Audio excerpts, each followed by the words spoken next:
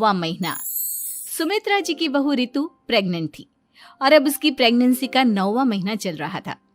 रितु का पति देवेश उसका काफी अच्छे से ख्याल रखता था, लेकिन प्रेगनेंसी अपने आप में ही एक अलग ही वक्त होता है जब एक औरत कई तरह के बदलावों से गुजरती है।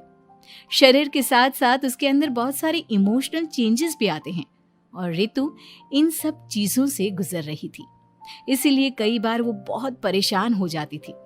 उसे बार बार बहुत मुश्किलों का सामना करना पड़ रहा था। एक दिन अचानक शाम के वक्त रितु जोर जोर से रोने लगी। अरे रितु बेटा, क्या हुआ? तुम रो क्यों रही हो? कुछ नहीं मम्मी जी, बस बहुत परेशान हो रही हूँ मैं। हाँ बेटा, वो तो मुझे भी दिख रहा है, तभी तो रो रही हो तुम। लेकिन परेशानी के पीछे की वजह तो बताओ, आखिर बात क्या है? किसी ने कुछ कहा क्या तुमसे? नहीं मम्मी जी, किसी ने कुछ भी नहीं कहा, बस ऐसे ही मेरा मन कर रहा है रोने का। अरे बेटा, ये क्या बात हुई? रोने का मन कर रहा है? अरे तुम माँ बनने वाली हो, अगर इस तरह रहोगी ना तो बच्चा भी रोने वाले नेचर का पैदा होगा। तो फिर मैं क्या करूं मम्मी जी? मुझे बता अपने दिल की बात, मेरे साथ शेयर कर कि क्या परेशानी है। वो क्या है ना मम्मी जी, मैं अपने पेट की तरफ देखती हूँ ना तो अजीब सी घबराहट होती है। अरे लेकिन क्यों बेटा? तुम्हारे पेट में तो तुम्हारा आने वाला बच्चा है, इसे देखकर तुम्हें खुश होना चाहिए। मम्मी जी वो क्या है ना, मेरा पेट इतना बड़ा हो गया है, शरीर की हालत ऐसी हो गई है तो सोच सोच कर डर लगता है कि मैं कभी फिर से पहले जैसी स्लिम और ब्यूटीफुल हो पाऊंगी क्या। अरे बेटा, ये तो कुछ दिनों की बात है, सब कुछ बिल्कुल पहले जैसा हो जाएगा। कुछ दिनों के बाद तुम्हें चिंता करने की कोई जरूरत नहीं होगी। रितु, क्या हुआ? तुम बार बार करवटें क्यों बदल रही हो? रात के 2 बज रहे हैं, सो जाओ ना अब। देवेश, नींद नहीं आ रही है, मैं ठीक से सो नहीं पा रही हूँ। अरे ये क्या, तुम तो उठकर बैठ गई। इस तरह बैठे बैठे पूरी रात बिताओगी क्या? क्या करूं देवेश, पेट की वजह से जैसे ही लेटती हूँ अजीब सा लगने लगता है, ठीक से सो भी नहीं पाती। तुम एक काम करो, अपने पेट के बगल में एक तकिया लगा लो, तुम्हें ठीक से नींद आ जाएगी। वो भी करके देख लिया, अब तो लगता है जब तक बच्चा इस दुनिया में नहीं आएगा मैं ठीक से सो भी नहीं पाऊंगी। रितु, बच्चा आने के बाद कौन सा चैन की नींद सो पाओगी? कम से कम अब तो आराम कर लो। तुम सो जाओ देवेश, मैं बैठे बैठे ही अपनी नींद निकाल लूंगी। और फिर कुछ दिन के बाद सुमित्रा जी के घर पर कुछ परिचित लोग मिलने के लिए आते हैं। मम्मी जी, आप उन लोगों के साथ बैठकर बातें करिए, मैं सबके लिए चाय बना देती हूँ। अरे नहीं नहीं बेटा, मैं कर लूंगी, अभी तुम्हारी तबीयत ठीक नहीं है ना, तुम आराम करो। अरे मम्मी, घर के छोटे मोटे काम तो मैं करती हूँ ना, चाय बनाने में कैसी प्रॉब्लम? अच्छा ठीक है, अगर कोई परेशानी नहीं है तो बना दो चाय। अरे ये क्या बात है सुमित्रा जी, आप तो दादी बनने वाली हैं। हाँ जी, बस ठीक ठाक तरीके से मेरा पोता या पोती इस दुनिया में आ जाए तो चैन हो जाए। सही कहती हैं बहन जी, एक औरत के लिए ये वक्त बहुत मुश्किल होता है। वैसे बहू की तबीयत तो ठीक है ना? हाँ हाँ, तबीयत तो ठीक है, बस ऐसे ही थोड़ी बहुत परेशानी है जो इस वक्त होती है, उसी से गुजर रही है। पहली बार माँ बन रही है ना, कभी कभी परेशान हो जाती है। सुमित्रा जी रिश्तेदारों से बात करती है और उन्हें काफी देर हो जाती है। रिश्तेदारों के जाने के बाद, अरे रितु बेटा, तुम अभी तक किचन में काम कर रही हो? मैंने तुम्हें मना किया था ना, इतनी देर खड़े रहने की क्या जरूरत थी? मम्मी जी, वो मुझे लगा रात के खाने में देर हो जाएगी, इसलिए मैं साफ उधर बिजी थी तो मैं खाना बनाने लग गई थी।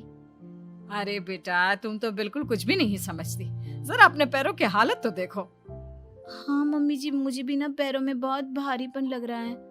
ये भारीपन नहीं है, ज्यादा देर खड़े रहने की वजह से तुम्हारे पैरों में सूजन आ गई है। अब कमरे में जाकर आराम करो, चलो।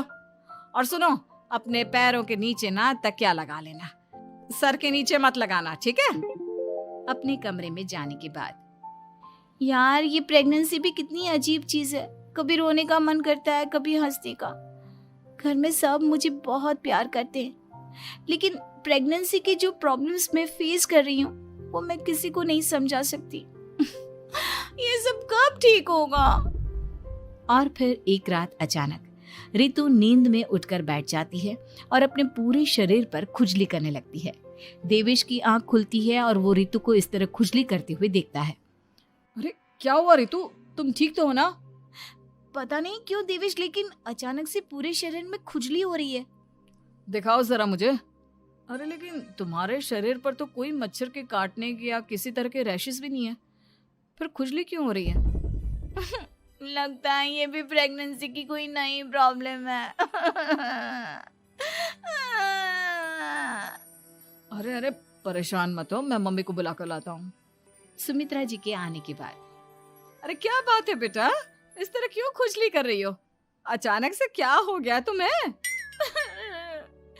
मम्मी जी ऐसा लग रहा है जैसे सर से पैर तक पूरे बदन में मच्छरों ने काट लिया हो।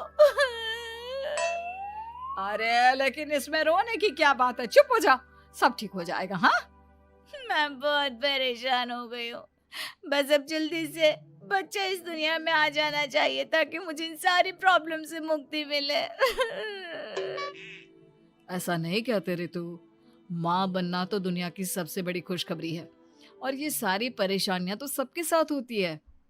जानती हूँ, लेकिन फिर भी क्या करूँ, रात को सो नहीं सकती। कभी पेट भर के खाना खा लेती हूँ तो उल्टी करने का मन करता है। ज्यादा देर खड़ी हो जाती हूँ तो पैर में सूजन आ जाती है। ज्यादा देर बाहर घूमने भी नहीं जा सकती वरना टॉयलेट की प्रॉब्लम।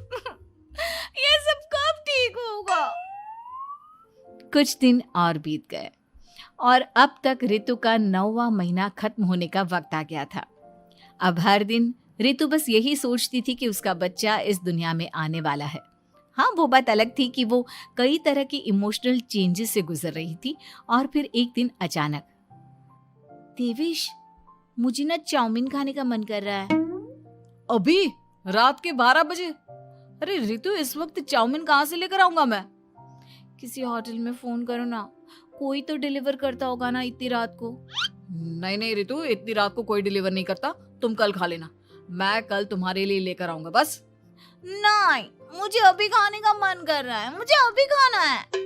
अच्छा अच्छा ठीक है, एक काम करो, मैं किचन में जाकर तुम्हारे लिए मैगी बना कर लाता हूँ, क्या पता उसे खाकर तुम्हारा मन ठीक हो जाए। हाँ ठीक है। देवेश रितु को मैगी बनाकर खिला देता है, लेकिन अगले दिन अचानक से रितु की तबीयत खराब हो जाती है। क्या हुआ है बहू को? बेटा तूने कुछ उल्टा सीधा तो नहीं खा लिया ना? मम्मी वो कल आधी रात को चाउमीन खाने की बात कर रही थी तो मैंने इसे मैगी बनाकर खिला दी। अरे लेकिन एक बार मुझसे तो पूछ लेता, इसी वजह से उसे अजीब सा लग रहा है। कोई बात नहीं, वैसे भी बच्चा आने का वक्त पास आ गया है ना, इसलिए ये सब चीजें हो रही है। मेरे पेट में बहुत दर्द हो रहा है, जब से मैगी खाई है तब से पता नहीं क्या हो गया। अरे कुछ नहीं हुआ बेटा, बस कुछ दिन की बात और है, परेशान मत हो। चल हम तुम्हें ना डॉक्टर के पास ले चलते हैं। हॉस्पिटल जाने के बाद, डॉक्टर साहब, मेरी बहू की तबीयत ठीक तो है ना? हाँ, वैसे तो सब कुछ ठीक लगता है, डाइजेशन का प्रॉब्लम हो गया है, ऐसे वक्त में हो जाता है। प्रेगनेंसी की वजह से पेट के ऊपर बहुत प्रेशर आ जाता है, इसलिए डाइजेशन थोड़ा वीक हो जाता है। और उन्होंने रात के वक्त मैगी खा ली, इसलिए उनको ये प्रॉब्लम हो गया। डरने वाली कोई बात नहीं है। थैंक यू डॉक्टर साहब, अब हम इसका ध्यान रखेंगे।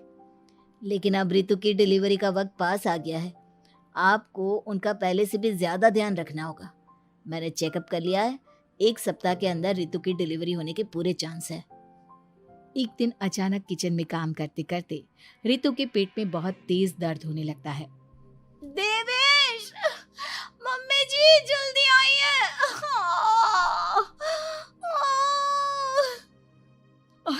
अरे क्या हुआ बहू, क्या हुआ तुम्हें? बहुत दर्द हो रहा है मम्मी, मेरे पेट में बहुत तेज दर्द हो रहा है, मुझसे खड़ा भी नहीं रहा जा रहा। इधर आ जाओ रितु, मैं तुम्हें बेड पर लिटा देता हूँ, सब ठीक हो जाएगा। बेटा, मुझे लगता है इसकी डिलीवरी का वक्त पास आ गया है। अब हमें रितु को हॉस्पिटल ले जाना होगा। वैसे भी डॉक्टर ने कहा था कि 1 सप्ताह के अंदर डिलीवरी कभी भी हो सकती है। मुझे बहुत दर्द हो रहा है, ऐसा लग रहा है जैसे मैं मर जाऊंगी। प्लीज मुझे बचा लो देवेश। अरे रितु, घबराओ मत, ऐसा कुछ नहीं होगा। हॉस्पिटल पहुंचने के बाद आप जल्दी से रितु को एडमिट करवा दीजिए और आप लोग बाहर वेट करिए। नहीं, मुझे बहुत दर्द हो रहा है। रितु, समझने की कोशिश करो, सब कुछ ठीक हो जाएगा। रितु को लेबर पेन शुरू हो गया था और वो काफी तकलीफ से गुजर रही थी। एक बच्चे को जन्म देते समय औरत जिस तकलीफ से गुजरती है उसे सिर्फ वही समझ सकती है। रितु की तकलीफ को देखकर देवेश भी काफी इमोशनल हो गया था। रितु को इस तरह चीखते देखकर उसे बहुत दुख हो रहा था, लेकिन आधे घंटे के बाद जब डॉक्टर अपने हाथ में रितु और देवेश की छोटी सी बच्ची को लेकर आया तो रितु के चेहरे पर स्माइल आ गई। रितु, ये देखो, तुम्हारी और मेरी नन्ही सी बेटी। ये तो एकदम परी की तरह दिखती है। दिखेगी क्यों नहीं, एकदम तुम पर गई है ना, इसलिए। लेकिन मम्मी, उसकी नाक तो मेरे जैसी है। अच्छा ठीक है, नाक तुम रख लो, बाकी सब मेरे जैसा।